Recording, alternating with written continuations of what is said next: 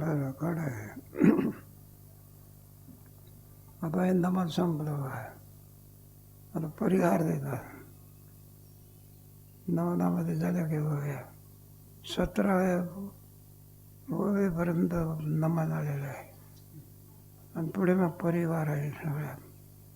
काल आपलं होऊन बा एक एक एक एक खरी घटना आपण सांगितली. पहिली घटना म्हणजे जगाचा बाध करतात. दुसरी घटना म्हणजे कमाल मारतात, विद्येचा नाश करतात. चक्रवाक पक्षाचं मिथुन होत असतं. पक्षी घरटी सोडून बाहेर जातात. वाट सर्व लोक सूर्य उगवला म्हणजे पुढे जातात, प्रवासाला निघतात. रात्री का करत नाही प्रवास? रात्री का करत नाही प्रवास? मग चोर दडलेले असतात, ते घातपात करतात ना. म्हणून रात्रीची वेळ प्रवासाला काय नाही, योग्य नाही. अगदी डाके टाकणार उठार वगैरे हे केव्हा असते सगळे रात्री. आता काल पुढे गेलेला दिवसा व्हायला लागला.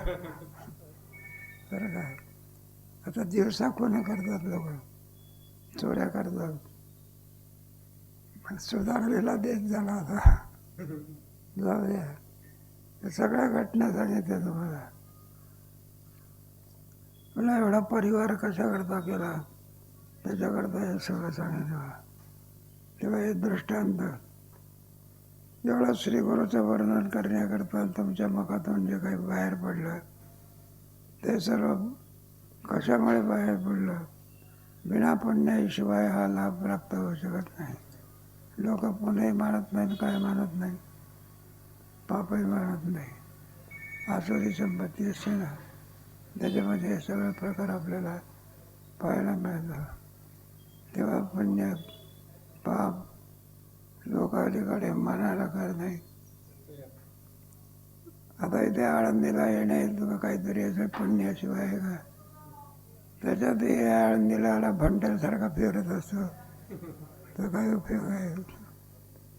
मग इथे येऊन काय केलं पाहिजे? पुण्यच पाहिजे. सगळी पुण्याची फळ आहे बा. एकादशी करणं हे सुद्धा काय विषयाचं फळ आहे. सगळी पुण्याची फळचे. म्हणून लाभ झाला ना हा लाभ पुण्य फळले बहुता दिवसा बरो सन्मुख तो कैसे. म्हणून सगळे पुण्य या ठिकाणी फळाला आले. निर्धन माणसाला धन प्राप्त व्हावं अशी स्थिती झाली. घाटावरचा भिकारी आणि एकदम राजा झाला. योग असतो ना एखाद्या माणसाचा, मग त्याच्या पुण्याचं ते काय फळ आहे.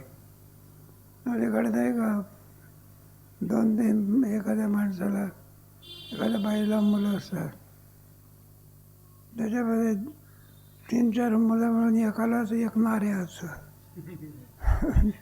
तिघाला काही नसते. बरं इकडे काय 50 एकर जमीन आहे किती, आणि एकट्यालाच भेटले किती रुपये? 25 लाख रुपये काय जाते आहेत का इतकं कोणीतरी? बरं तिकडे बरं का आईलाही भाऊ काय नाही, भाऊ नाही, मामाची इस्टेट कोणाला याला, हे सगळं कमावण्याचं काय नाही, काय कामच नाही. उद्या कार आणली पण किती रुपयाची होती? 2 कोटी रुपयाची. पण त्याला 2 कोटी रुपयाची कार आहे कुठे नेते? पुण्याला. आणि 10 लाखाची गाडी कुठे नेते? पण पैसा भरपूर मिळाला. पैशाचा काय केला पाहिजे? आम्ही तसाच प्रवास करत होतो. गाडी आम्हाला जरा चांगली दिसली.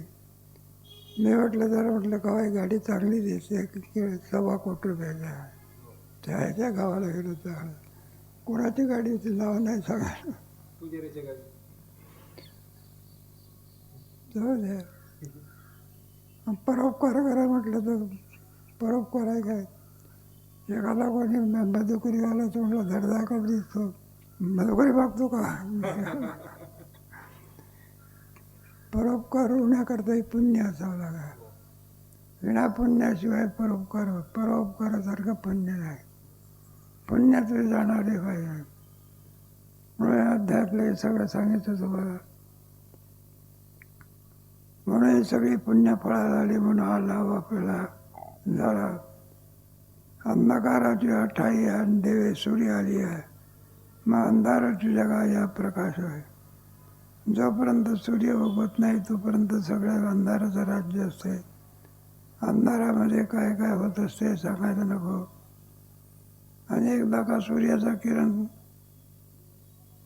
आकाशामध्ये उगवला म्हणजे सगळा प्रकाश होऊन जात असतो. एकाच ठिकाणी प्रकाश होत असतो का सगळ्या ब्रह्मांडात होतो. आणि आपल्याकडचा दिवा खोलीतला सुद्धा प्रकाश अंधकार घालवत नाही तर जगातला गोष्ट. मग श्रीगुरु म्हणजे त्यांना सूर्याची उपमा सुद्धा काय पडते, कमी पडते. एक एक दृष्टांत देऊन सांगतात. दया देवाची पाहता तोरी परमाणू द्वेषाना जरी तर भावाच्या सर्वरी यायचे होय. दया भावाची पाहता तोरी. देव किती व्यापक आहे म्हणायला लागले. त्याच्यासमोर पृथ्वी परमाणूसारखी आहे. आता कोण विचारते? सूर्याच्या प्रकाशासमोर दिव्याच्या प्रकाशाला विचारतो. असं एक एक एक एक दृष्टांत देऊन हा सिद्धांत सांगितलेला आहे. भावाची या सरोवरी नव्हेची काही परमाणू भावाची असं. एवढा मोठा परमात्मा पण तो कोणत्या कारणाने वर्ष केला जातो? त्याला भाव असतो. पत्रम पुष्पम फलम यो मे भक्त्या प्रयच्छति तदहं भक्तप्रोतम असं आहे. विदुर काका आहे ना, त्यांची पत्नी होती. एकदम परमात्माला तिला वाटलं तर काय करावं आपण. मग कधीतरी केळ ठेवलेली होती. आणि त्या केळाचे काहीतरी प्रकार असतात. प्रारंभी हिरवी असते टरफला, पुढे लाल होते आणि पुढे जास्त दिवस काळे होते. विदुराच्या घरची केळी कशी होती? तिसऱ्या प्रकरणात गेली. आणि देव आल्याबरोबर त्यांनी काय केलं, ते काहीतरी सत्कार केला पाहिजे म्हणून ती काय करायची, केळ करायची आणि टरफलाची बाजूला फेकून द्यायला पाहिजे, ती देवाला द्यायची. आणि घर कोण खायची? इतक्यात कोण आले? आणि माझे विदुर काकाने पाहिले. मारलं नाही, फक्त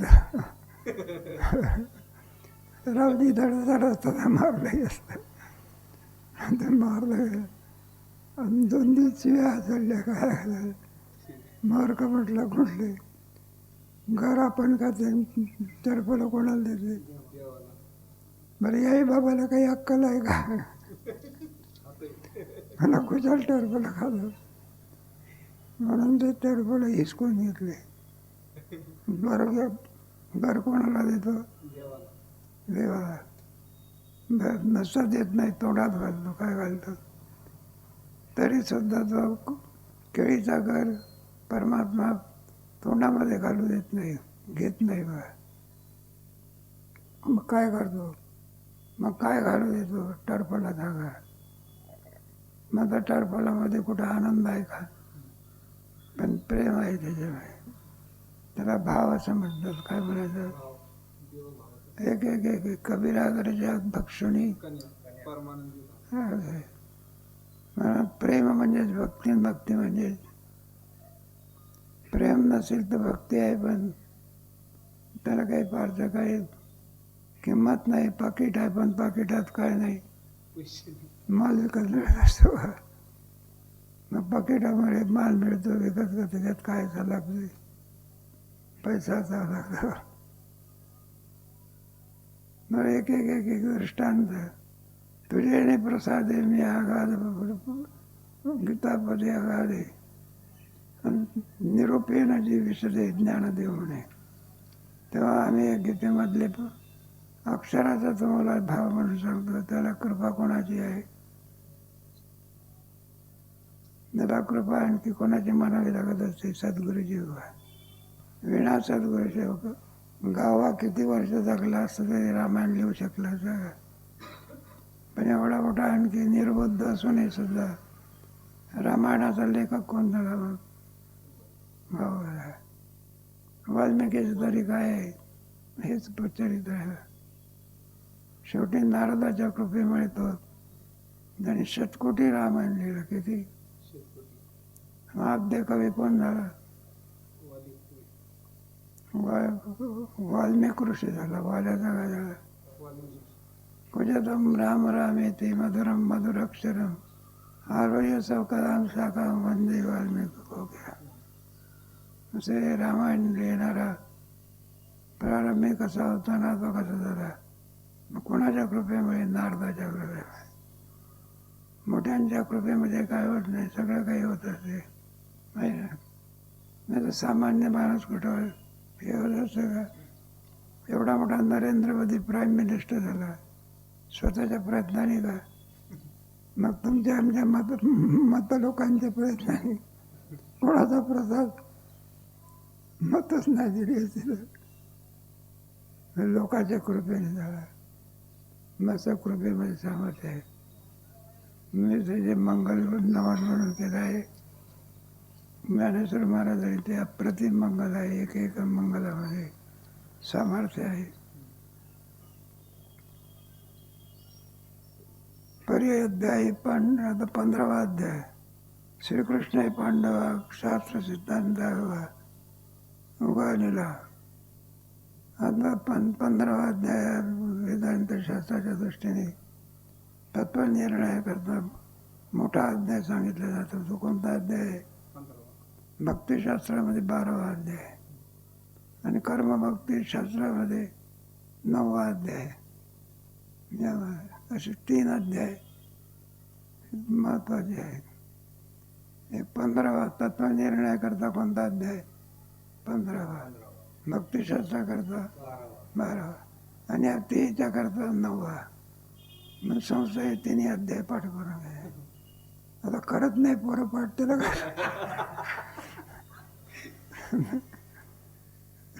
चौथ्या वर्षातून शिकून गेला विद्यार्थी तो विचारत असतो 15 अध्याय देऊ 9 अध्याय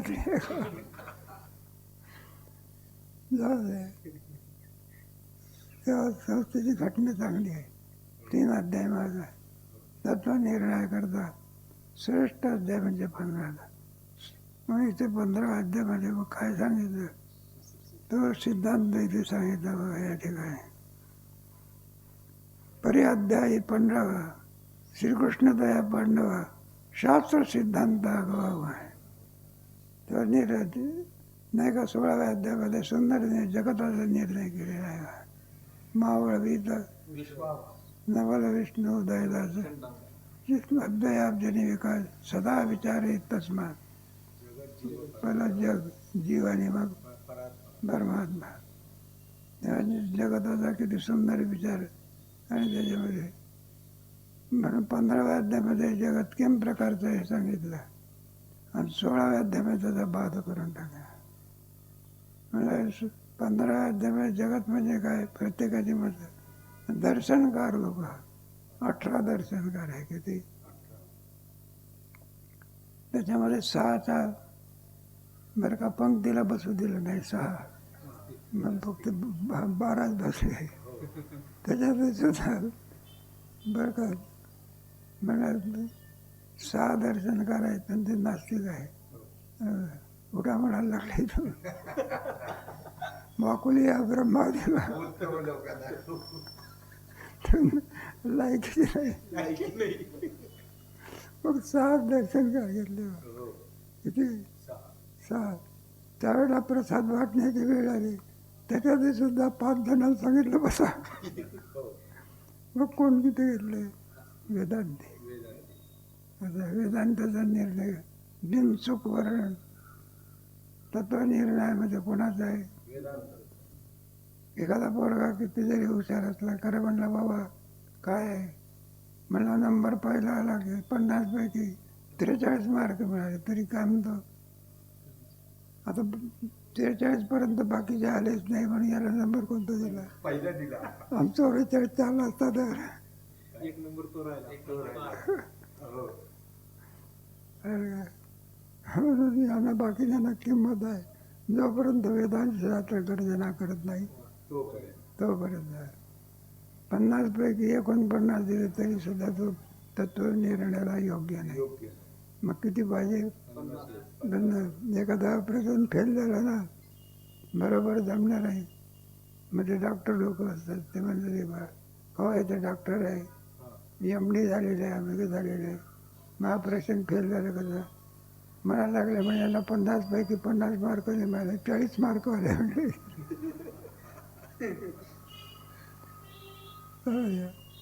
कोणत्याही शास्त्राचं ज्ञान किती असावं लागलं? जिथं विचार संपतो त्याला तत्व निर्णय. विचार मागवता पाऊली अर्जुनात नाव विचार तत्व निर्णय काय झाला? म्हणून कोणत्याही दर्शनकारामध्ये ब्रह्मविचार नाही. आत्मविचार आहे. कोणता विचार आहे? ब्रह्मविचार. आता तो ब्रह्म व्यासनारायण आणि ब्रह्मसूत्रामध्ये हा सर्व निर्णय काय केलेला आहे सांगितलं. 12 भाष्य आहे तत्व ब्रह्मसूत्रामध्ये. किती? त्याच्या टीका भरपूर. शंकराचार्यांची काय सगळे दर्शनकाराची टीका आहे. करतो का आपण? करायला पाहिजे, पण आपल्याला इच्छा होते पण ते वय निघून गेल्यावर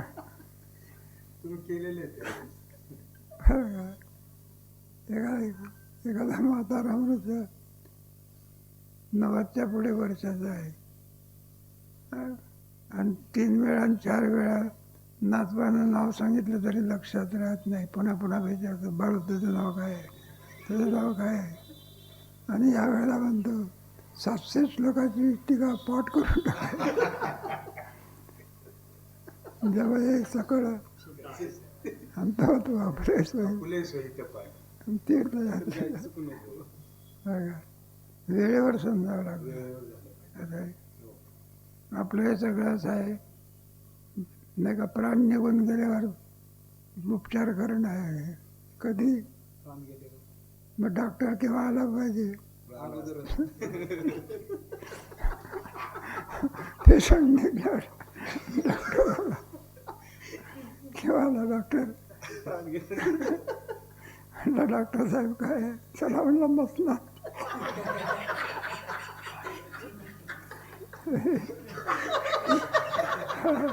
असंच आहे बघा आपलं. खायला गेला काय कोणी विचार म्हणून वेळेवर समजले पाहिजे. इतकं वेळेला काय महत्व नाही तर वेळ निघून गेल्यावर काय मग पश्चातापाशिवाय दुसरं काही जाऊ दे. आता मागवता येईल आणि तो नाही. संधी एकदा प्राप्त होत असते.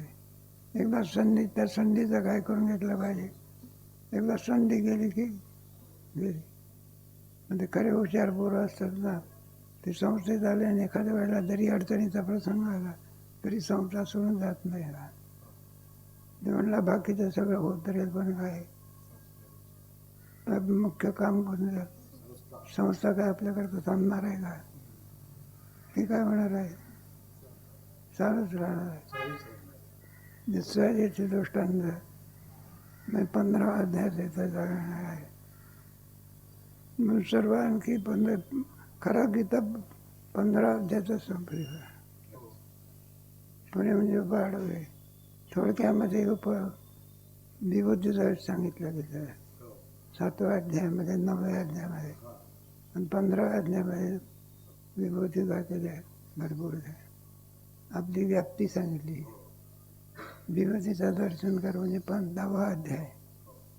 विभूती म्हणा व्याप्ती म्हणा 7व्या अध्याय सांगितली. 9व्या अध्यायातून पुढे 15व्या अध्याय. मी निसतो एवढा नसून माझी व्याप्ती केवढी केवढी आहे. सर्वांना प्रकारचे अस्तित्व प्राप्त झालेलं आहे ते आमच्यामुळे आहे. झाडाला पाणीच नसेल तर झाड वाढेल. सहज घेतलेलं आहे. एक एक घटना झाली. पहिल्या घटनेमध्ये फार सुंदर विचार आहे. मावळ इथं विश्व दर्शन करायचा आपण विचार केला तर सत्तेच्या बाबतीने सगळ्या दर्शनकारांनी जगाची पारमार्थिक सत्ता मानली. हो काय मानली? सगळ्यांनी ते झालं. सगळ्यांनी पारमार्थिक आणि वेदांत शास्त्राने प्रतिभासी नाही, सत्ता मानली. हा. आत्म्याची पारमार्थिक सत्ता हो आणि जगाची प्रतिभासी प्रतिभाही व्यावहारिक सत्ता. हो हो तीन सत्ता मानल्या. पारमार्थिक सत्ता कोणाची? ब्रह्माची. ब्रह्माची आणि जगाताच्या बाबतीमध्ये दोन आहेत. एक व्यावहारिक सत्ता आणि एक कोणती? प्रतिभासी म्हणजे दोन प्रकार कसे केले ते घ्यायचे. जे ईशकृत पदार्थ आहे ना त्याची व्यावहारिक सत्ता आहे. हा. म्हणजे हो ज्याचा आपोआपच बाद होत असतो हो त्याची कोणती सत्ता आहे? प्रतिभासी. केला तर बाद होत असतो व्यावहारिक. हो आणि ज्याचा बाधच होत नाही त्याची पारमार्थिक पारमार्थिक व्यावहारिक सत्ता असं मानली आहे. तुमच्या ह्याच्यात दोरीवरचा सर्प वाचला. सर्पाची कोणती सत्ता? प्रतिभासी प्रतिभा. दोरीची व्यावहारिक व्यावहारिक ब्रह्मज्ञान झालं तर दोरीच आहे का? दोरीचाही भाग मावळ घेत विश्व बसवा. एकदा ज्ञान झालं की प्रतिभा सत्ता किती आहे? फक्त एकच आहे. एक व्यवहार होती. जगताच्या बाबतीमध्ये अधिक विचार जर करायला लागलो तर दोनच सत्ता आहे. दोन सत्ता म्हणजे एक पारमार्थिक सत्ता आणि दुसरी प्रतिभासी दोनच सत्ता आहे. तिसरी सत्ता मानव सत्ता आहे. ती मानली तर सत्ता येईल, त्याला काही नाही. सत्ता आहे त्याला. दोनच सत्ता मार सगळ्या याच्या या जगताची वेदांत शास्त्रीय दृष्टीने प्रतिभासिक सत्ता आहे. मोठ्या दर्शनकाराने सुद्धा शेवटी अंतिम निर्णयामध्ये कोणती सत्ता दिली? प्रतिभासिक. ज्ञान झालं की स्वप्नातल्या पदार्थाला कोणती सत्ता द्यायची? कारण का प्रतिभाशी सत्ता द्यावी? जाग आला की स्वप्नास्थ पदार्थ काय झाले? संपले. मग कोणती सत्ता? मग इथं विचार केलेला आहे 15व्या दृष्टीनं. शास्त्राचे काय वृक्ष परिभाषा आणि केले उपाधी दिले. सद्वद्दय जायचा नाही का? डॉक्टर जो असतो किंवा काही त्याच्यामध्ये योग्य निर्णय करणार असतो का? एक बाई आपल्या मुलाला घेऊन डॉक्टरकडे गेली, वैद्याकडे गेली. म्हणले बाबा काय आहे? हा म्हणला सारखा आणखी अंग खाजवत राहतो, चर्मदोष झालेला आहे. डॉक्टरने सांगितलं म्हणलं हे पायाला हा गोड खाद्य खातो ना त्याचा परिणाम आहे. बरं म्हणायला लागले. डॉक्टर वैद्याकडून बाई घेऊन गेली. त्याचं गुळ देणं काय केलं तरी चर्मरोग काय होईना. पुन्हा घेऊन गेली बा. म्हणलं महाराजाचा गुळ देत नाही तरी म्हणला चर्मरोग जात नाही. म्हटलं काय तुम्ही सांगितलं ना गुळ देऊ नका म्हणून, रोग काय होऊन जाईल? म्हटलं रोग जसा तसाच आहे. मग डॉक्टरांनी विचार केला. मग त्याने सांगितलं म्हणलं हे पहा या जन्मामध्ये त्याने आणखी गुळ खाल्ला, चर्मरोग तर आहेच आहे. मग म्हणला जात नाही ज्या अर्थी त्या अर्थी मग त्या जन्मातला कोणत्या जन्मातला गुळाचा परिणाम याला सद्वैद्य म्हणतात. कोणता अद्वैद्य? सद्वैद्य. कारणापर्यंत जायचं. एकाग्रताचं पोट दुखायला लागलं तर डॉक्टरकडे गेला. म्हणला डॉक्टर ते पोट दुखतं की आमचं? डॉक्टरने पुष्कळ समजलं की म्हणलं काही रोग नाही तुम्हाला, अजिबात नाही. अहो म्हणलं दुखतो याची. हो पण आम्ही सांगतो ना म्हणायला लागले. बरं का? विनाकारण तुम्ही भ्रम घेऊ नका. याला काही नाही, पोटामध्ये कोणताही आजार. नाही हो पण दुखते याची. वाट म्हणलं आम्ही सांगतो तरी तर म्हणलं आमचा अनुभव आहे का की कोण म्हणतो? नाही नाही, वैद्य वैद्यच म्हणतो माझं आमचा अनुभव. पोट का दुखतं म्हणून तर म्हणलं आमची एक लाईन आहे, त्याच्यात सगळी घरं आमचीच आहे. मध्यंतरी थोडी जमीन आहे, हा ते सांगितलं त्याला. विकणाऱ्या माणसाला काही पैसा घे पण कोणा काय आम्हाला देऊ नको. त्याला सांगितलं तुला जेवढा पैसा लागेल तेवढा घे. त्याने काय केलं म्हणायला लागले, आम्हाला न विकताना दुसऱ्याला विकले. आणि तेव्हापासून पोट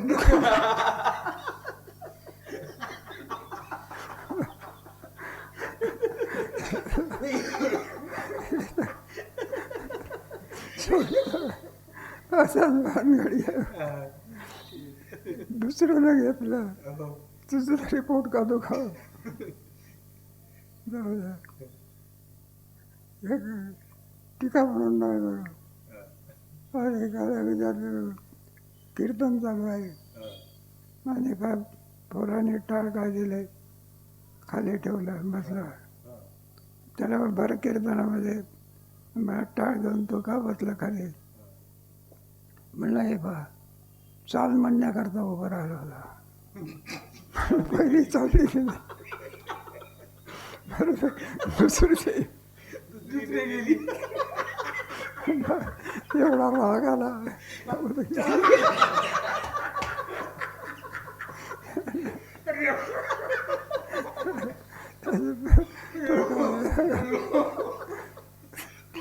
त्याचं निदान लावता येत.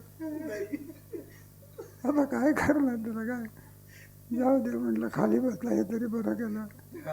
तुला राग आला आणि खाली बसलाय दिलं, नाही तर रागाच्या बाहेर टाळ मारला असता म्हटलं तुझी बिन्यावाला तर विनाच फुटला असता.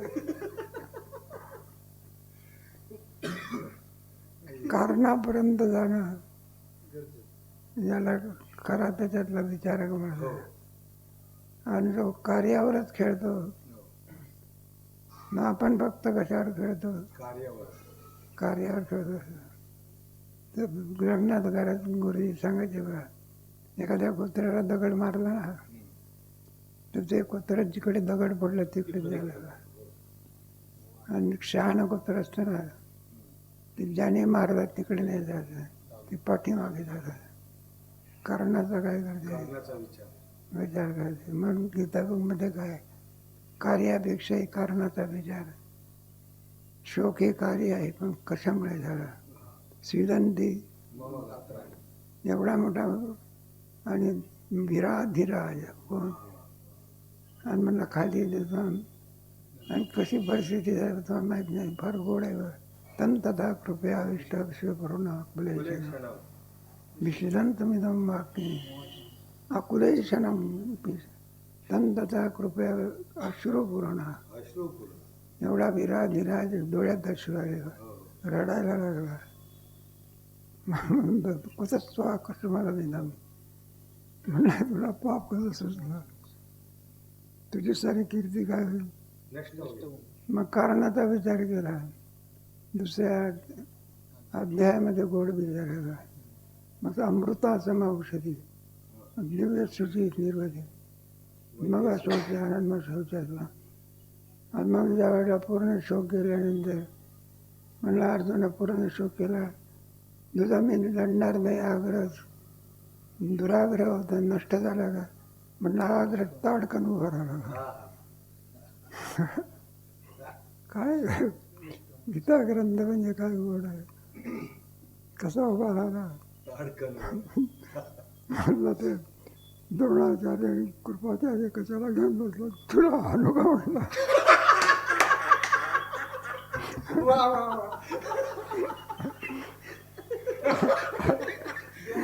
काय निश्चय खरंच आहे ना. नष्टो मोहा तत्प्रसाद आता स्थित नाही तिथंच मी गत संदेह हो. सगळे संदेह काय झाले कोणताही संशय राहिलेला आहे नाही. आणि ज्या ठिकाणी संशयाची परिसीमा समजते बरं ते तत्व म्हणजे आत्मस्वरूप आहे 5व्या अध्यायामध्ये मग तिथं नाही सुंदर आहे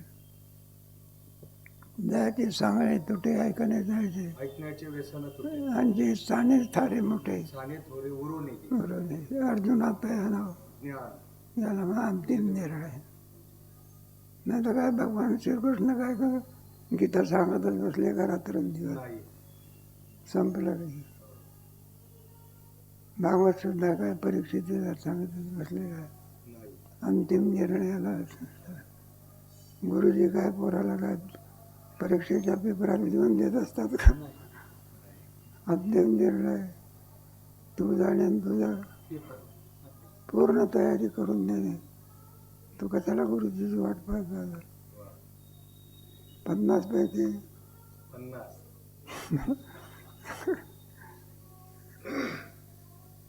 मग गुरुजीला काय होतं गीताच्याच आणि कुठंच तुझा प्रकार दावेला पुरुष प्रकार पहिला आकार केला तेव्हा आम्ही तुला संपूर्ण याच्या आवाज केला पूर्णत्वाने ज्ञान सांगितलेलं आहे सर्वांगाने ज्ञान होणं याला पूर्णत्व एका अंगाने जरी उणीव असली तरी तिचं काही नव्हे ज्ञान नाही म्हणून हे काही निरुपनुरेचे काही मग आता गुरु शिष्याद्वय स्नेह झाला संपला की वेदांत सगळा त्या ठिकाणी निरूपण करण्यासारखं आता काही शिल्लक राहिलेलं नाही मग गुरु शिष्य आहे स्नेह मग पुढे गीता का सांगितली पुढे गीता सांगण्याचं कारण काय प्रेम प्रेमामुळे पुन्हा सांगणार बस गीता काय झाली संपली ते सदैव आत्म्याविषयी नाही का पाठी ती नाही 47 एवं ये विषय किर हो बरोबर आहे जाणती बुधवली आपण मग याविषयी की जाणते बुजवले आपण तत्वज्ञ लोक होते ते संतुष्ट झाले मोक्ष इतर आकांक्षले साकांक्ष झाले मोक्ष मात्र 2 प्रकार पडले एक मोक्षचा आणि ज्ञानी पुरुषाचा मग तर मग पुरुष ऐकेल पण तो आपल्या प्रेमाने ऐकेल आणि जिज्ञासू जो असतो आपलं कार्य करण्याकरता ऐकण्यामध्ये 2 प्रकार पडतात ज्यांचं कार्य झालेलं आहे ते एक म्हणजे स्वानंद करतात गरज नाही पण आनंद करतात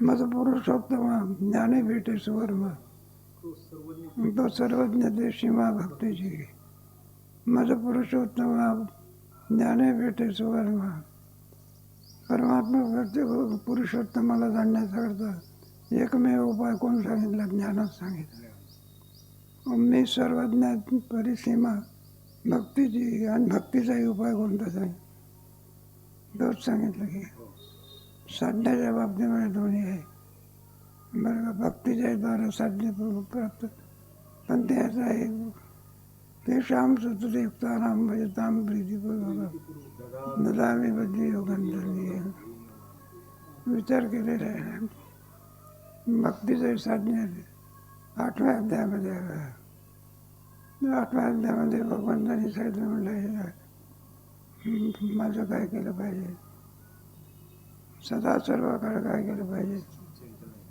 मला सदा सर्व काळ चिंतन केलं पाहिजे पण अशी एक अवस्था असते की ज्या अवस्थेमध्ये चिंतन होऊ शकत नाही आणि ते म्हणजे मरायची वेळ त्या अवस्थेमध्ये कुठं चिंतन होते का आणि तू सांगतो की सदा सर्व काळ केलं पाहिजे चिंतन केलं मग याची वाट काय गोड उत्तरी आहे मग भगवान सांगितलं जन्मावर चिंतन केलेलं आहे ना त्याच्या उद्धाराचा ठेका आमच्याकडे. मग ते ऋणवायपणा मला देते. ते कोणी आमगे मी आपण याची होती उत्तीर्णत्वा लागे भक्ताची आत्महत्या कर्मत्यागी परिचर्या मग त्याला ज्ञान दिले. तेषां सतयुक्तानां ददामि. बुद्धी योगन ती जबाबदारी कोणाकडे? माझी आहे. वा. चिंतन करणे जबाबदारी कोणाची? आपली पुढचं म्हटलं त्याला पलीकडे नेत असतो. एवढा मोठा ब्रह्मदेव बनतोय पुनरावृत्तीची मापास शिव झाला. स्वतः बळावरती मी तरुण जाईल हा अहंकार उपयोगाचा नाही. मग तिथे कोणाचं तरी काय पाहिजे? आश्रय पाहिजे. साह्य पाहिजे. विना साह्याच्या मग गुरुशिवाय वसंत आल्याशिवाय वा, वा. किती पाणी आहे. दृष्टांत आहे म्हणून सांगितलं. मग प्रेमामुळे सगळी गेली. पुढचे जे अध्याय आहे ना 15च्या नंतरचे अध्याय हे गुरु शिष्याच्या विषयी त्यातलं प्रेम आहे. त्याच्यामुळे हा जो काय प्रकार आहे.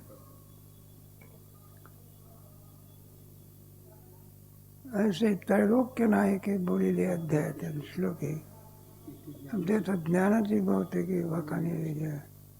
भगवंताने 15व्या अध्यायामध्ये ज्ञानाचंच महत्त्व काय केलं सांगितलं.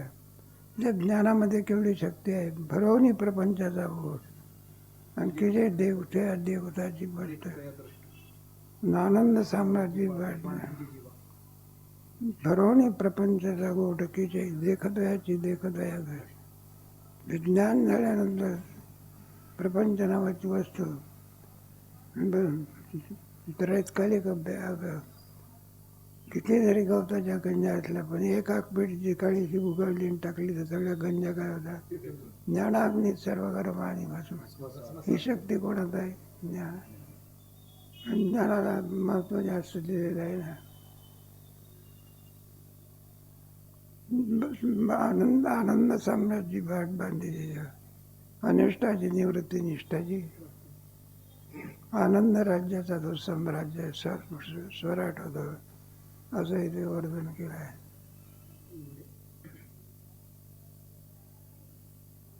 एवढी आठवेपणा चढावा आणि नाही म्हणेच देव. आणि हा सम्यक ज्ञानाचा राव उपयोग आहे. सम्यक म्हणजे यथार्थ ज्ञान. एक वेदा असं आत्मज्ञान खेरीज करून सगळे विपरीत म्हणजे त्यांच्यात शक्ती नाही. कशामध्ये? प्रपंचाचा निराश करून आनंद प्राप्त करून देण्याची शक्ती ब्रह्मज्ञानातच आहे. ब्रह्मज्ञान खेरीज करून इतर ज्ञान 13वा अध्यायाचा आहे. मोरा अंगे असेचे विशेषे असते डोळशी परी एकली दृष्टी नसे. बाकी इतकी आहे त्याचा काय उपयोग आहे? म्हटलं दृष्टी नाही त्याचा एक किती जरी ज्ञान आहे तर्कच नाही का? नाही का? तर्की अति गाडा व्याकरणी चोखडा तर्की अति गाडा तरी आत्मज्ञानी पुढे जाते. सगळं महत्व करून दिलं आत्मज्ञान. लोकांचा गैरसमज होत असं जात नाही जाऊ द्या.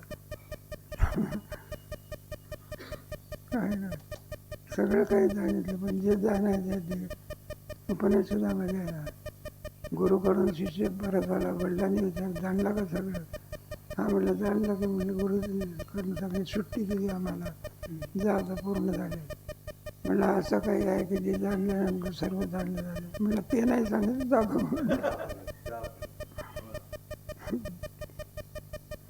बाकीचं जाणून काय करायचं? दृष्टांत एक अमृताचा लेख घेतला की अमर करण्याची शक्ती कशात आहे? पण ज्ञानालाच म्हटलं ज्ञान अमृताचा. भक्तीला काय म्हणलंय? अमृत.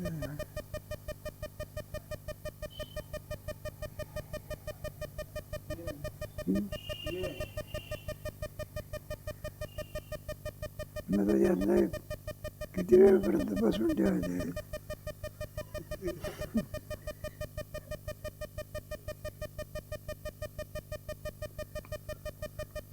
दृष्टांत म्हणून सांगितलेलं आहे. आत्मजिज्ञासू जे होते हे तो सूर्याने चित्ते आदरित नाही दाखवलं. मग कोण होते? विषय पामार का? त्याला काय त्याची गरज आहे? ते कशाचं? मग त्याच्यात तरी काय नवीन आहे. जो अज्ञ असतो त्याला सुद्धा या जोडीत सुद्धा दिसते ना बघा. एक भगवान श्रीकृष्ण आणि अर्जुन, धृतराष्ट्र आणि संजय. ज्ञानाचा एवढा पाऊस पडून राहिला, मग याचा काय उपयोग आहे का? कोणाला? तो संजय म्हणतो, मला असं वाटतं की धृतराष्ट्र वरूनच आंधळ आहे, आतूनही आंधळ आहे. एवढा अमृताचा पाऊस पडून राहिला, मला तोंड बंद करून बसला. दृष्टांत म्हणून त्याचा इच्छुक नसावं लागतं. जिज्ञास अधिकारी असतो ना.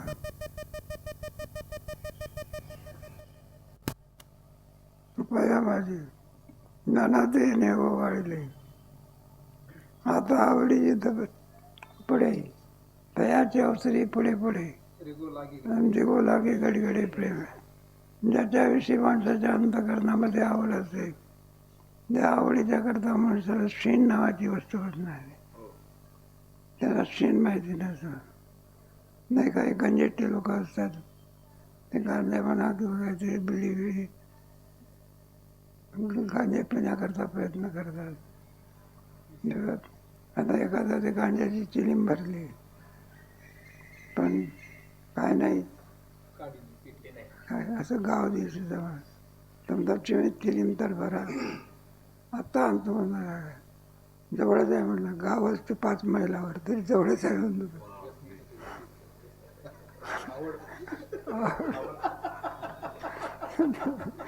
चला दुडता तो दिसत नाही, आणि ज्याच्या ठिकाणी आवड नाही इतक्या लांब जायला लागला का?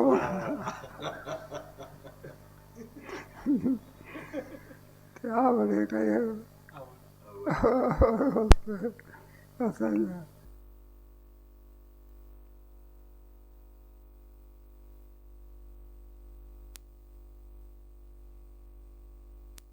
शक्ती तर पाहिजे ना. गांजाची चिलीम दुसऱ्यालाच भरायला लावली, ती गांजाची चिलीम भरली का माझा ती पेटवायची गांजा वाढण्याकरता. म्हातारा मारून मग सांगितलं की मी म्हणलं हे कर, तूच ओढ की दम मार. काय मार? तूच दम मार म्हणाला. अहो म्हणलं का तुमच्याकरता ना? म्हणलं मी सांगतो ना तुला, तुझी जबाबदारी. मग त्यांनी दम मारला कशाचा? गांजाचा. मग तोंडातला धुवा असतो त्याचं वर सोडायला लागला. हे म्हटलं वर सोडायचं नाही. कुठे? म्हणलं माझ्या तोंडात सोडायचं.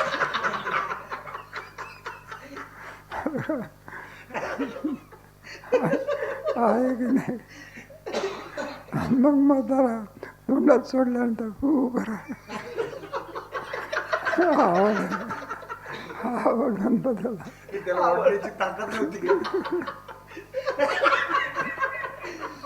आवडते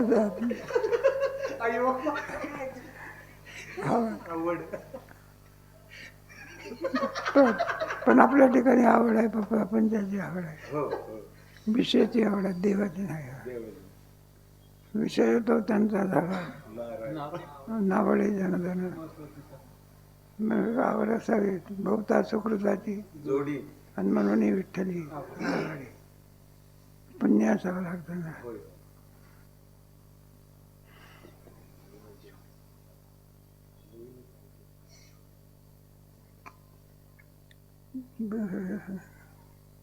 सम्यक ज्ञान आणि कैसे होय स्वाधीन आणि सारी आवृत्ती यत्न करेल की हे ज्ञान आम्हाला कसं प्राप्त होईल अशी जिज्ञासूला काय होते? मग जिज्ञासूला इच्छा होते ना, तुम्हाला जे ज्ञान प्राप्त झालं तर आम्हालाही सुद्धा ते ज्ञान कसं प्राप्त होईल? उपजवणीनं लायन उपजवणी आलं वाटच होईल. मला ज्ञान प्राप्तही झालं, पण त्याचा क्षेम झाला पाहिजे. एकदा जरी आता संस्थेमध्ये एखादा विद्यार्थ्याला प्रारंभी त्याचा संस्थेमध्ये प्रवेश केल्यामुळे योग झाला, पण 4 वर्ष होईपर्यंत काय झालं पाहिजे, क्षेम झाला पाहिजे. त्याला महत्व आहे. कठीण योगा म्हणे. क्षेम. म्हणून एक एक दृष्टांत देऊन सांगणार. जाणतो या विवेक याचा वाटायला आपण एक धरू. अज्ञाना हेच निवार विचार आहे. म्हणजे ज्ञानाच्या विषयी आम्हाला माहिती असावी एवढ्या करता ज्ञान जिज्ञासू तुम्ही समजती भाव धरला असे चित्ती तो पूर्वावयास लक्ष्मीपती. मग आता इच्छा असल्यानंतर सर्वांचे मनोगत पूर्ण करणारा कोण आहे? दयाचा योगक्षेम पांडवा मज जीवन दयाची या सर्व भावा. मग परमात्मा मन केवढं आहे? तुमच्या मनात काय चाललेलं आहे कोण जाणतं? सांगावं लागत असते का? न सांगता तुम्हाला मग विचारत नाही तरी परमात्मा सांगितल्याशिवाय मग अजून का सर्वच विचारतो का? त्याच्यात कोण सांगतो? जाणून घेतो ना. 12व्या अध्यायात नाही का लगेच सांगितलं, म्हटलं तुला इच्छा आहे माझं आणि तुला काय करतो आम्ही सांगतो. म्हणजे त्याची आवड परमात्म्याला कळते. ज्ञानाची जन्म जोडे आणि आपली विश्रांती वरी वाढे आणि संपत्तीचे पवाडे. कोणाच्या तर शिवाजी महाराजाचा पवाडा असतो. पवाडा म्हणजे त्याची कीर्ती गाणं. आणि ते काय आम्ही जे काही सांगणार आहोत हे सामान्य नसून काय आहे, असामान्य आहे. दैवी संपत्ती सांगणार आहे ना.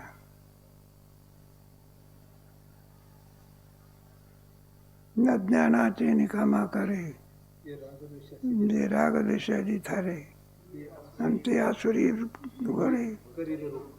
म्हणजे दैवी संपत्ती सांगणार, त्याच्याबरोबर कोणती सांगणार?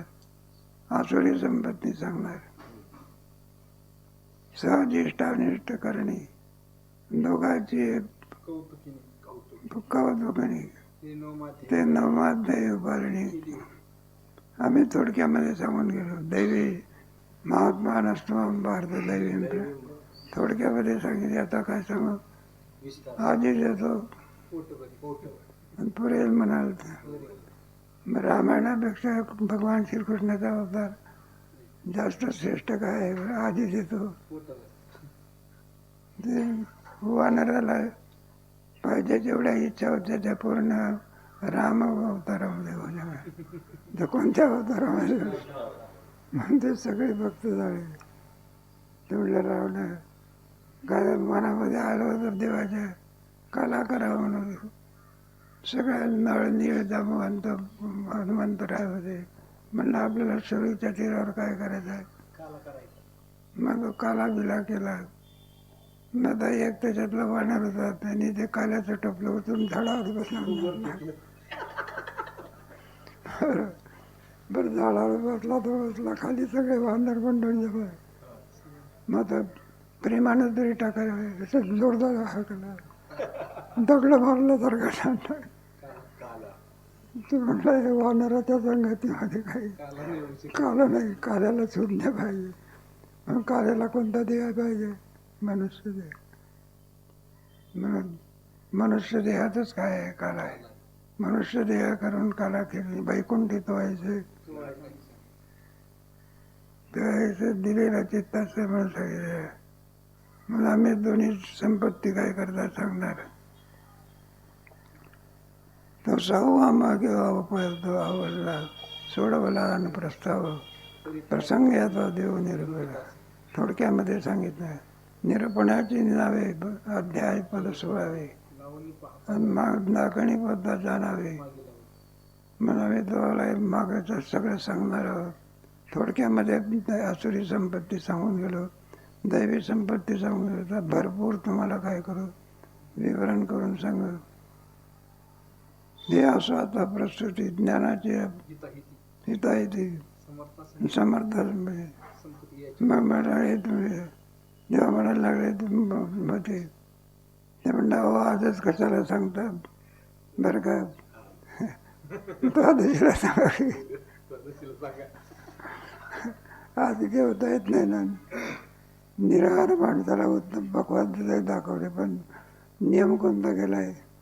जशी तर जलाहार घेत नाही, ते पाणी घेत नाही, बरं का. आणि त्याला आणखी मोठे सगळे लाडू सारखे फराळाचे पदार्थ दाखवले. काय उपयोग आहे?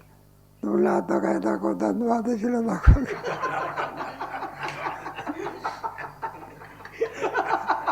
आता काय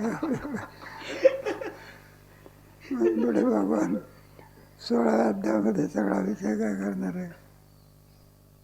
मोक्ष मार्गाची बोला यो रात्रीची ठाण दे त्यादी तो दैवायचं.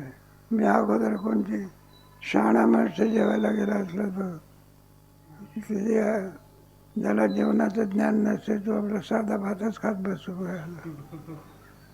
आणि आता नको नको म्हणण्यापर्यंत मसाला भात आला, नको म्हणायला लागला. म्हणलं असं का पहिल्याच भातावर म्हणून मनुष्य देहामधला आणखी अगोदर शहाणा जो मनुष्य असतो तो अगोदर श्रीखंडावर ताव मारतो.